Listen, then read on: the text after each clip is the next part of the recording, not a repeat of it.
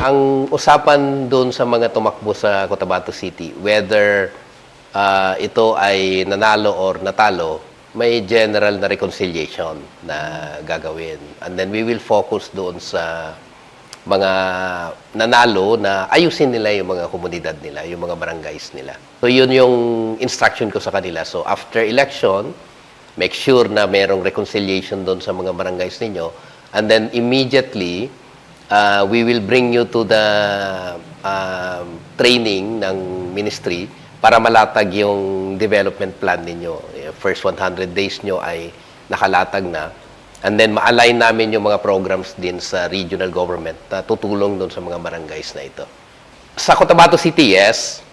Yung ibang areas, ganun din. Pero merong substantial reduction yung budget for barangay halls for next year. Hindi natin mako-cope up yun.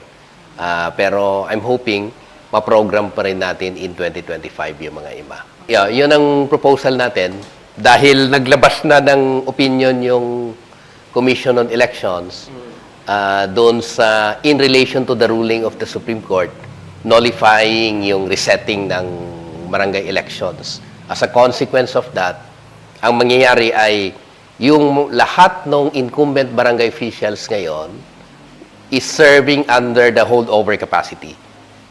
And because the law says yung holdover capacity, mananatili lang yan until their successors shall have been elected and qualified.